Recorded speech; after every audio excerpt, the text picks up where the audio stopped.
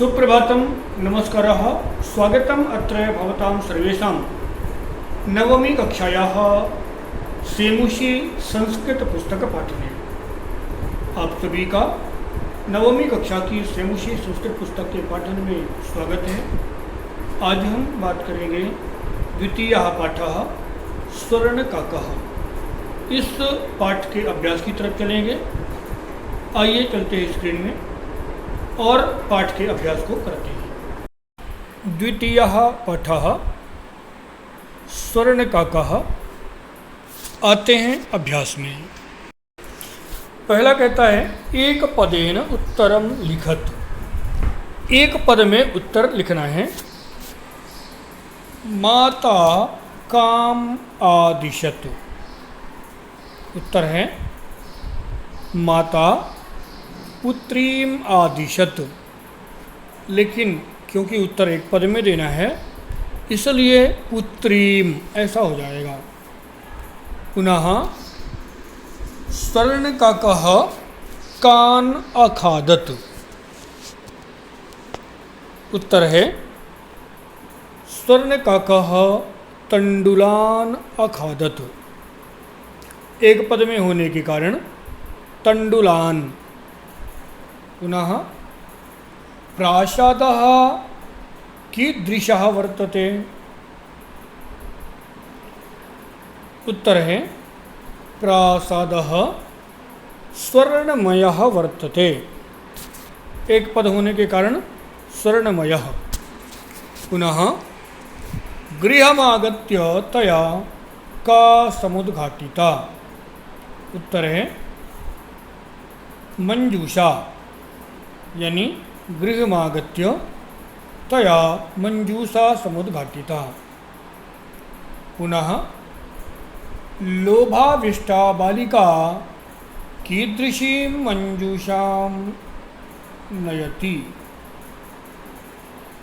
उत्तर है दीर्घतमां।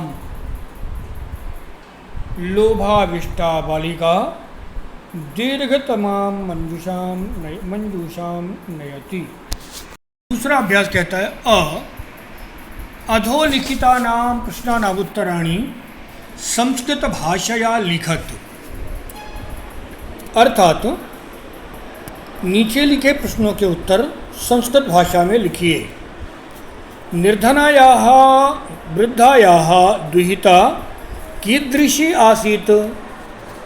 उत्तर है निर्धनायाः वृद्धायाः दुहिता विनम्रा मनोहरा च आसीत्। पुनः दूसरा बालिकया पूर्वं कीदृशः काकः न दृष्टः आसीत्। उत्तर है बालिकया पूर्वं स्वर्णमयः काकः न दृष्टः आसीत्। पुनः ग निर्धनायाः दुहिता मंजूषायां कानि अपश्यत्।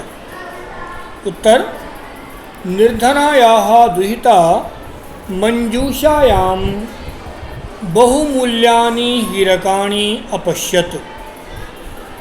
बालिकया क्षम्यतां बालिका किं दृष्ट्वा आश्चर्यचकिता जाता। उत्तर है बालिका वृक्षस्योपरि स्वर्णमयं प्रासादं दृष्ट्वा आश्चर्यचकिता जाता। अंग गर्विता बालिका कीदृशं सोपानम् अयाचत कीदृशं च प्राप्नोत। उत्तर है गर्विता बालिका स्वर्णमयं सोपानम् अयाचत परं सा ताम्रमयं सोपानं प्राप्नोत। दूसरा अभ्यास क अधोलिखितानां शब्दानां विलोम पदं पाठात् चित्वा लिखत। तो पश्चात विलोम है पुरा। हसितुम इसका विलोम होगा रोदितुम। पुनः अधः, उपरि, श्वेतः, अश्वेतः अथवा कृष्णः, सूर्यास्तः, सूर्योदयः, सुप्तः, जागृतः। पुनः संधिं कुरुत, निधन अवसत। यहाँ पर आपको ध्यान रखना है, निधन अवसत यदि ई के बाद में कोई आवर्गीय, क्षम्यताम, यदि ई के बाद में कोई असवर्ण स्वर होता है तो ई का या बनता है। यण संधि में आपने पढ़ा होगा, यदि नहीं पढ़ा तो व्याकरण खंड के वीडियो देख करके आप अच्छे से समझ सकते हैं। नि धन अवसत, न्यावसत। ई का या हुआ तो नी से न्या बना, और अवसत तो न्यावसत। सूर्य धन उदयः, गुण संधि आ धन उ बराबर ओ, अतः सूर्योदयः। पुनः वृक्षस्य उपरि, वृक्षस्योपरि, हि अकारयत, हि अकारयत। ही ई है और आ असवर्ण स्वर है, इसलिए ह्यकारयति अथवा ह्यकारयत। पुनः च धन एकाकिनी, आ और ए वृद्धि संधि में होता है, चैकाकिनी। इति उक्त्वा, आ और उ इत्युक्त्वा। पुनः प्रति और अवदत, प्रत्यवदत। पुनः प्र उक्तम, अ और उ यहाँ बनेगा प्रोक्तम।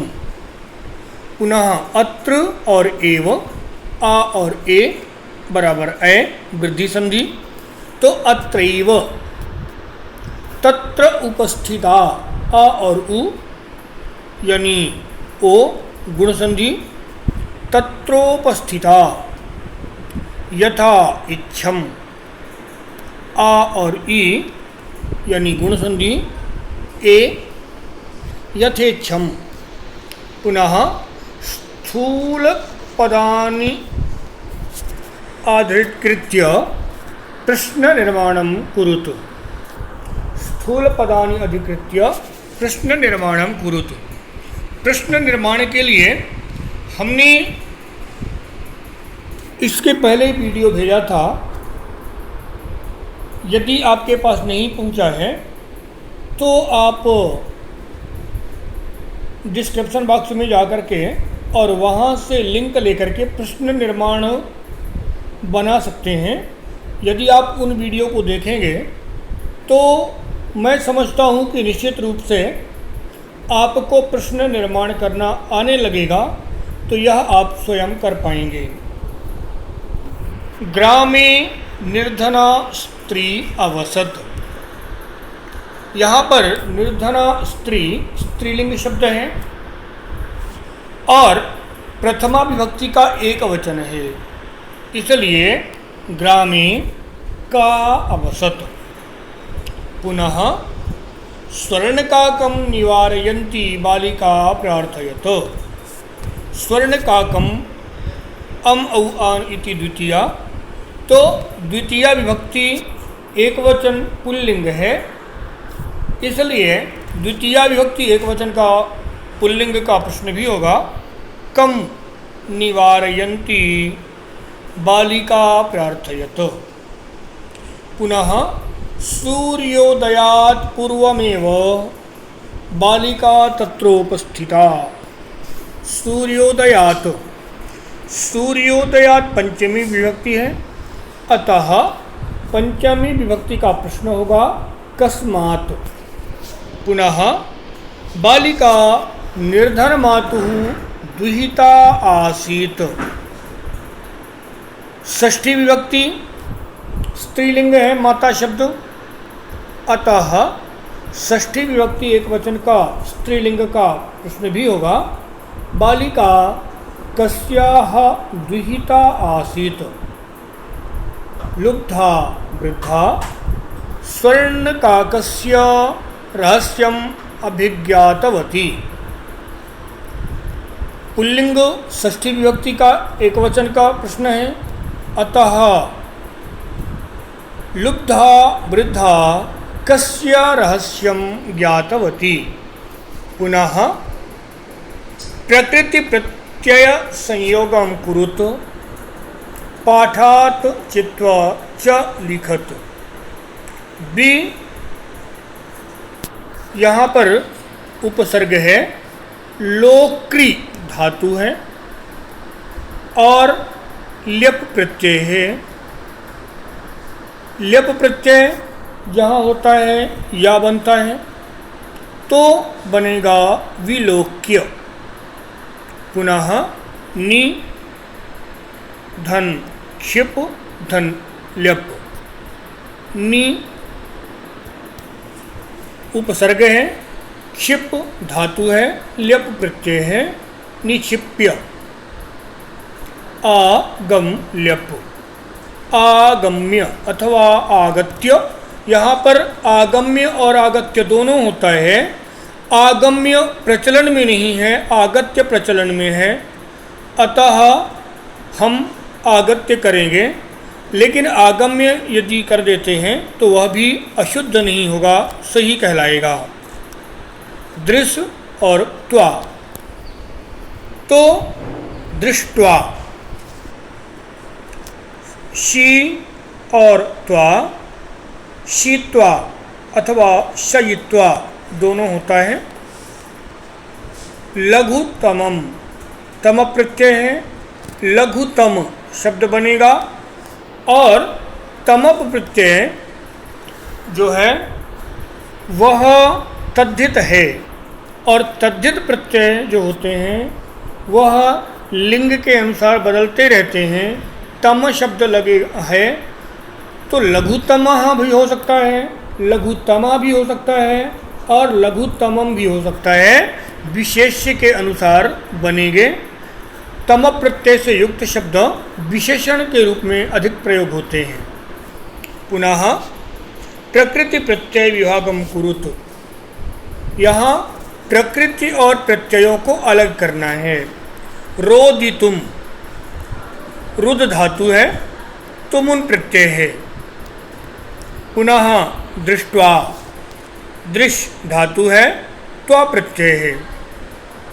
विलोक्य, यह आपको पहले ही प्रकृति प्रत्यय जहाँ पर एक साथ करना था वहाँ पर हम देख चुके हैं। वि उपसर्ग, लोक्री धातु और ल्यप प्रत्यय।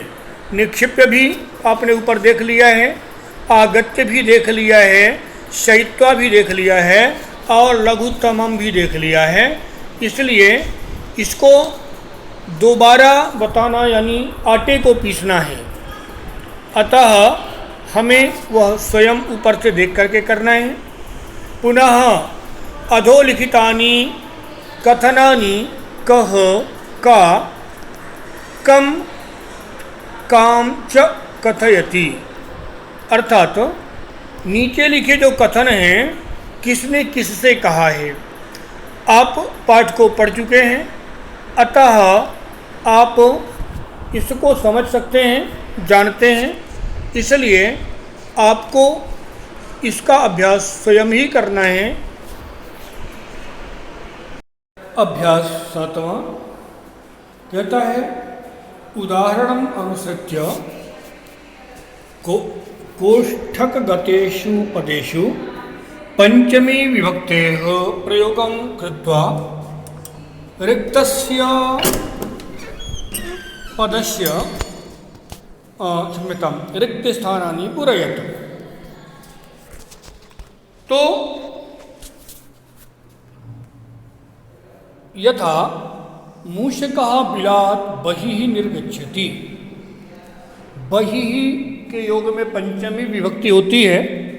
यह हमने विभक्ति के समय में पढ़ा था और प्रश्न भी कह रहा है कि पंचमी विभक्ति का प्रयोग करना है, तो जितने भी स्थान हैं सभी में पंचमी विभक्ति का ही प्रयोग करना है। जनः बहिः आगच्छति, ग्राम शब्द है, ग्राम की पंचमी आत आभ्याम एभ्यः इति पंचमी, अतः ग्राम के साथ में आत बन गया ग्रामात। पुनः नद्यः निश्चरन्ति, नद्यः बहुवचन है, निश्चरन्ति बहुवचन है। यहाँ पर पर्वत का एक वचन, द्विवचन, बहुवचन कोई भी प्रयोग किया जा सकता है।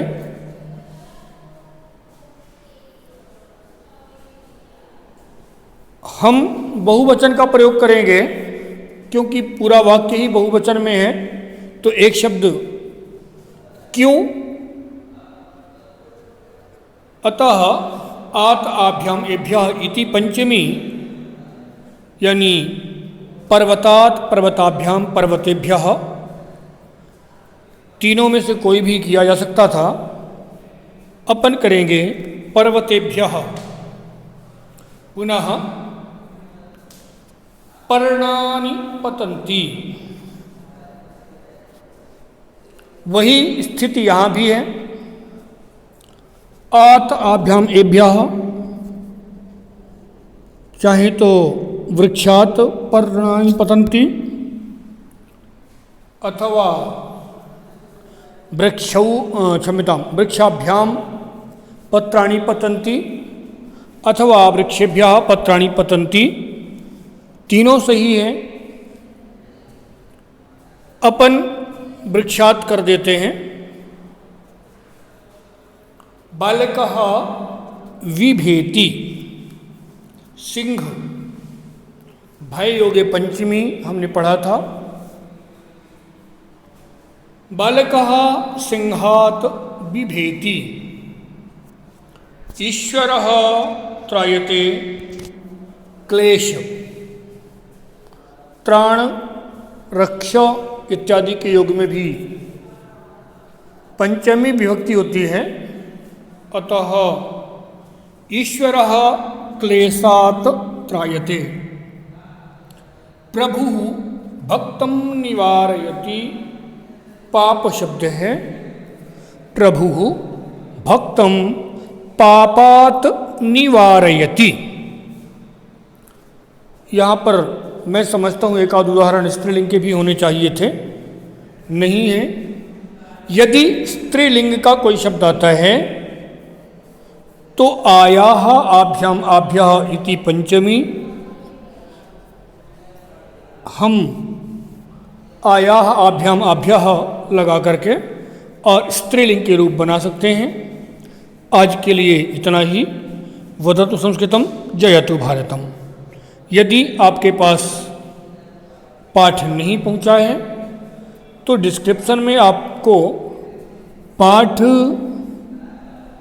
की लिंक भी मिल जाएगी और वहाँ से आप पाठ को पढ़ सकते हैं। आज के लिए इतना ही।